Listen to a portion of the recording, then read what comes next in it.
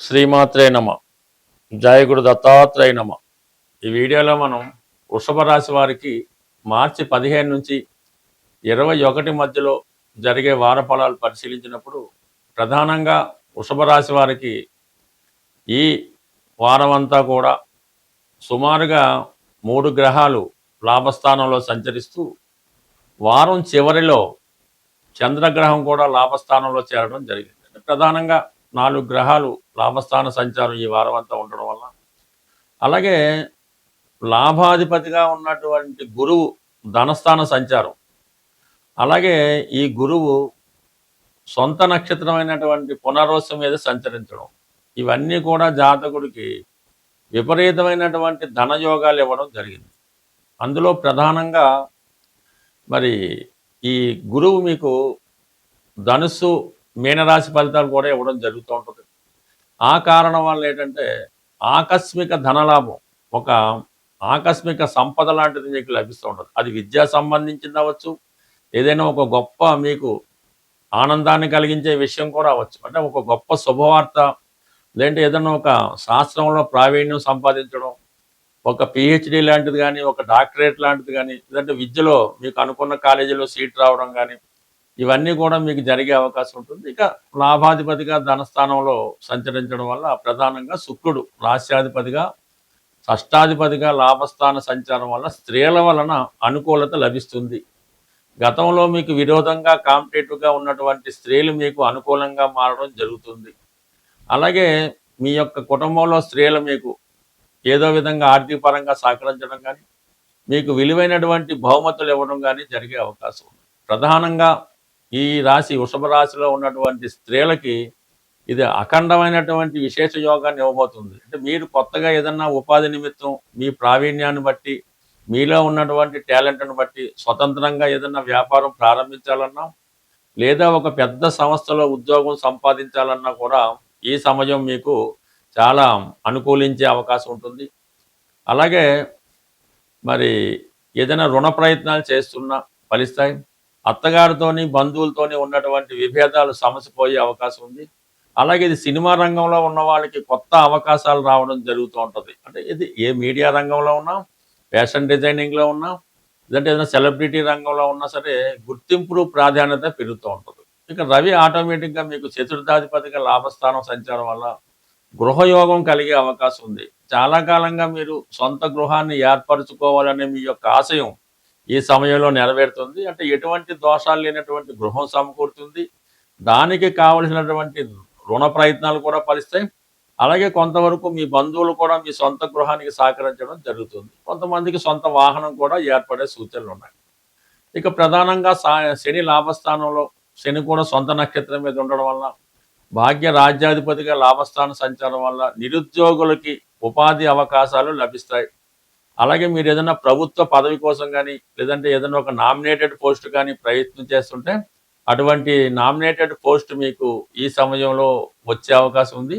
కొంతమందికి వారసత్వంగా పెద్దవారిది, తాతగారితో తండ్రి గారితో ఉద్యోగం కానీ, హోదా కానీ, ఒక గౌరవ పదవి కానీ రావాల్సి ఉంటే దాని కొరకు మీరు ప్రయత్నపూర్వకంగా ఈ సమయంలో రావడం జరిగే అవకాశం ఉన్నది. ఇక ప్రధానంగా వారం చివరలో ఇంచుమించుగా శుక్ర శనివారాల్లో చంద్రగ్రహం కూడా లాభస్థితి. ఇది మీకు మాతృ సౌఖ్యం కలుగుతూ ఉంటుంది. అలాగే చాలా వరకు ఏదైనా ఒక ఇండస్ట్రీలో ప్రవేశం కొరకు మీరు చేసే ప్రయత్నం ఫలిస్తుంది.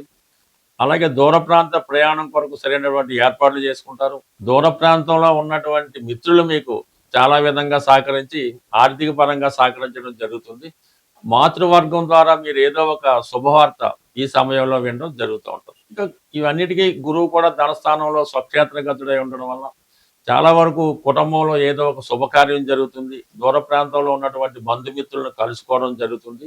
మీ మాటకి, వ్యక్తిత్వానికి విలువ పెరిగే అవకాశం ఉన్నది. ఓవరాల్గా వృషభ రాశి వారికి ఆర్థిక పరంగా ఈ వారం అంతా చాలా అనుకూలంగా ఉంది. పైపెచ్చు ఉగాది కూడా ఇదే సంవత్సరంలో రావడం వల్ల, ఈ వారంలోనే రావడం వల్ల ఈ ఉగాది పండుగ మీ జీవితంలో ఒక మరపురాని గొప్ప విషయంగా రావడం జరుగుతుంది. అంటే బంధుమిత్రులందరితో కలుసుకొని వారు మీ గృహాన్ని విజిట్ చేసి మీ నుంచి ఏదో ఒక బహుమతి వారు పొందుతారు. వారి నుంచి కూడా మీరు ఏదో ఒక బహుమతి లాంటిది విలువైనది పొందే అవకాశం ఉంది. ఈ వారంలో మనకి ఉగాది నూతన సంవత్సరం రాబోతుంది. అయితే ఉగాది నాటికి ఈ గ్రహాలన్నీ రాహు కేతువు యొక్క యాక్సెస్లోకి రావడం వల్ల ఒక విధమైనటువంటి కాలసర్పదోషం ఉండగా ఈ ఉగాది ప్రారంభం అవడం జరిగింది. అంటే దీనివల్ల సంపూర్ణంగా రావలసినటువంటి ఫలితాలు సకాలంలో అందుకోలేకపోవడం జరుగుతుంది. కొన్ని అనుకోని ఇబ్బందులు, సమస్యలు వ్యక్తిగతంగా, అంతర్గతంగా అటు దేశాల మధ్య విభేదాలు రావచ్చు, రాష్ట్రాల మధ్య విభేదాలు రావచ్చు, రాజకీయ నాయకుల మధ్య విభేదాలు రావచ్చు. కొన్ని అనుకోని సమస్యలు ఈ ఉగాది, ఈ కాలసర్పదోష ప్రభావం వల్ల సంవత్సరం అంతా ఏర్పడే అవకాశం ఉన్నది. అయితే మరి ఈ సంవత్సరానికి రాజు గురువు అవటం వల్ల ఆధ్యాత్మిక శక్తితో, అంటే బాగా ప్రతి ఒక్కరు కూడా పూర్తిగా దైవం మీద భారం వేయడం వల్ల, అంటే అది నిరంతరం ఏదో ఒక భగవన్నామ స్మరణ అది అలవాటుగా చేసుకొని, ఎవరు మతాన్ని బట్టి, ఎవరి యొక్క అలవాటును బట్టి, ఆలోచనను బట్టి, సాంప్రదాయాన్ని బట్టి అది మీరు మననం చేసుకోవడం వల్ల చిన్నపాటి మంత్రం అవ్వచ్చు, లేదంటే పెద్దదన్న అవ్వచ్చు, మరి ఎక్కువగా మరి అందరికీ జగత్ రక్షకుడైనటువంటి ఆ శ్రీమన్నారాయణుడు వెంకటేశ్వర స్వామి అవ్వచ్చు, విష్ణుమూర్తి అవ్వచ్చు, అంటే ప్రధానంగా విష్ణు సహస్రనామాన్ని పారాయణ చేయడం వల్ల,